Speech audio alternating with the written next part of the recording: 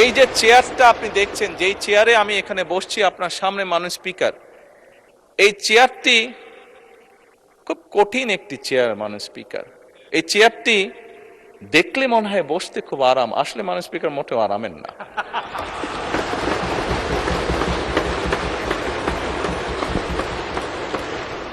এই চেয়ারটিতে বসলে মাননীয় স্পিকার প্রতি মুহূর্তে মনে হয় যে আগুনে তপ্ত হিট আসছে মাননীয় স্পিকার।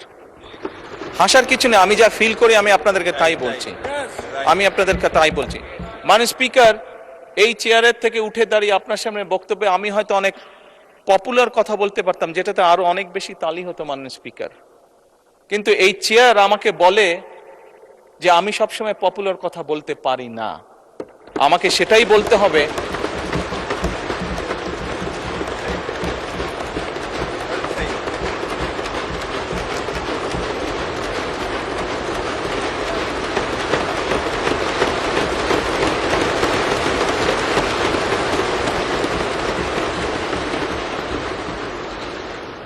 মাননীয় স্পিকার।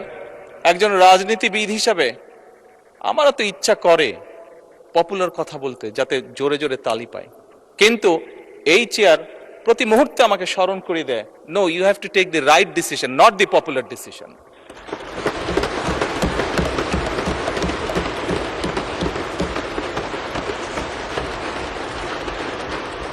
মাননীয় স্পিকার, আপনার মাধ্যমে আজকে এই সংসদের এই সবুজ চেয়ারে যারা বসে আছেন, আমি মনে করি আজকে বোধহয় আমাদেরকে সিদ্ধান্ত নিতে হবে যে আসুন আমরা পপুলার ডিসিশনে আলাপ করব না, আমরা আলাপ করব সঠিক ডিসিশনের ব্যাপারে, রাইট ডিসিশনের ব্যাপারে। মাননীয় স্পিকার, আজকে এই সংসদ অধিবেশনের শেষ দিন, আজকে অধিবেশন শেষ হয়ে যাবে। আমার সংসদ নেতা হিসেবে আমার দলের সদস্যদের কাছে, বিরোধী দলীয় বন্ধুদের কাছে, সহকর্মীদের কাছে, সদস্যদের কাছে আমার অনুরোধ থাকবে যে আসুন আগামী অধিবেশন যেটি শুরু হবে সেখানে আমরা আলোচনা করব আমরা কত দ্রুত দেশে বিদ্যুতের সমস্যার সমাধান করতে পারি।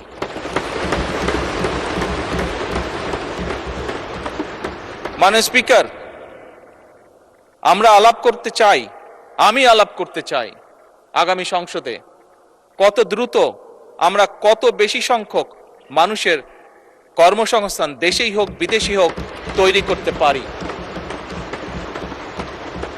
মাননীয় স্পিকার, এই সংসদে দাঁড়িয়ে আমি আলাপ করতে চাই যে আমাদের শিক্ষা প্রতিষ্ঠান, আমাদের হাসপাতালগুলোতে কত দ্রুত শিক্ষা এবং চিকিৎসা সুবিধা আমরা পৌঁছে দিতে পারি।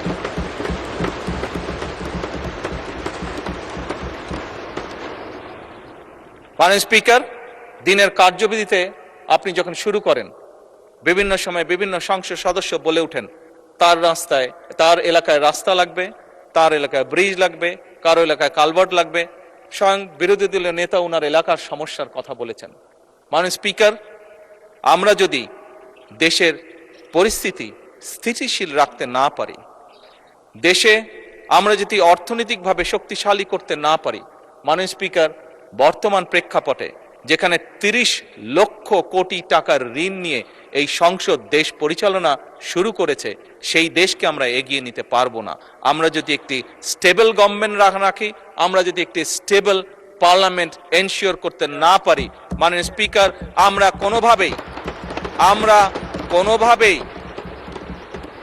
এই দেশকে সামনে নিয়ে যেতে পারবো না। মাননীয় স্পিকার, এই দেশকে যদি সামনে নিতে হয় তাহলে অবশ্যই আমাদের উভয় পক্ষকে একসাথে কাজ করতে হবে। হ্যাঁ, বাংলাদেশে আইটি শিল্পের বিকাশ কিভাবে হবে এ ব্যাপারে হয়তো আমাদের মধ্যে ডিবেট হতে পারে, এ ব্যাপারে আমাদের মধ্যে দ্বিমত থাকতে পারে, কিন্তু বাংলাদেশের আইটি শিল্পের বহিঃপ্রকাশ হতে হবে, এ ব্যাপারে আমাদের মধ্যে নিশ্চয়ই কোনো ডিবেট নেই। মাননীয় স্পিকার, সেজন্যই আসুন আজকে আমরা সিদ্ধান্ত গ্রহণ করি যে আমাদের আলোচনার বিষয়বস্তু হবে এই দেশের মানুষের ভাগ্যের পরিবর্তন। আমাদের আলোচনার বিষয়বস্তু হবে আমাদের আলোচনার স্পিকার আমাদের আলোচনার বিষয়বস্তু হবে যে আমরা অন্য দেশের উদাহরণ দেব না, বরং আমাদের দেশকে আমরা সামনে এগিয়ে নিয়ে যাব।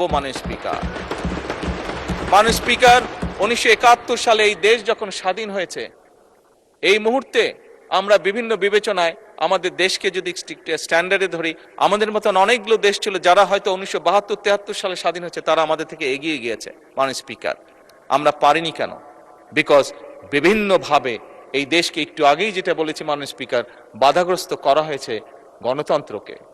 স্পিকার গণতন্ত্র বাধাগ্রস্ত যদি হয়, গণতন্ত্র প্রতিবার বাধাগ্রস্ত হলে অর্থনীতি, শিক্ষা, স্বাস্থ্য সবকিছু বাধাগ্রস্ত হবে। কাজেই মাননীয় স্পিকার, আপনার মাধ্যমে আমি বিরোধী দলীয় সহকর্মীদের কাছে আহ্বান জানাতে চাই, আসুন আমরা ডিবেট করব, আমরা বিতর্ক করব, আমরা আলাপ করব, আমরা আলোচনা করব, আমরা বসবো, কথা বলবো, কিন্তু কোনোভাবেই এই সংসদকে ব্যর্থ হতে দেওয়া যাবে না।